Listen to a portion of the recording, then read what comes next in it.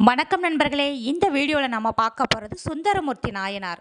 சுந்தரமூர்த்தி நாயனார் 63 நாயன்மார்களில் ஒருவராகவும் சைவ சமய குரவர் நால்வரில் ஒருவராகவும் போற்றப்படுகின்றார். சுந்தரர் பாடியவை 7ஆம் திருமுறை. தேவாரத்தில் இவர் பாடியவை 3ஆவதாக அமையும். இவர் பாடிய 7ஆம் திருமுறைக்கு திருப்பாட்டு என்ற மற்றொரு பெயரும் உண்டு.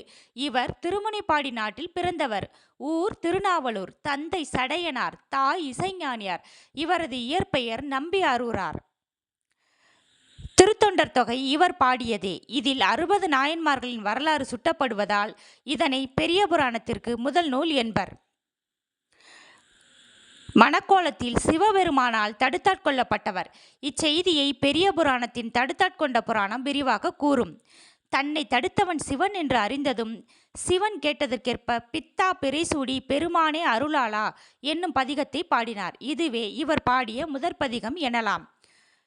சுந்தரர் வாழ்ந்த காலம் 18 ஆண்டுகளே ஆகும். இவர் பாடிய பாடல்களில் பன்வகைகளும் 18 ஆகும்.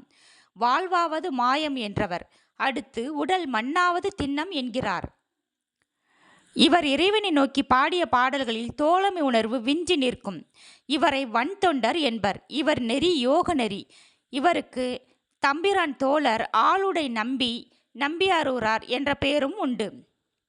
இறைவன் சுந்தரரின் திருமணத்தை தடுத்தாட்கொண்டாலும் திருவாரூரில் பறவையாரையும் திருவொற்றியூரில் சங்கிலி நாச்சியாரையும் மணக்க செய்தார்.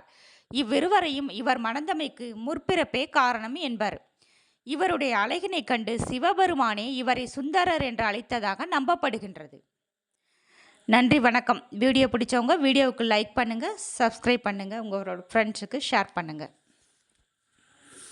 பெரிய புராணம் சுந்தரமூர்த்தி நாயனாரை காப்பிய தலைவனாக கொண்டு பாடப்பட்டதே ஆகும்.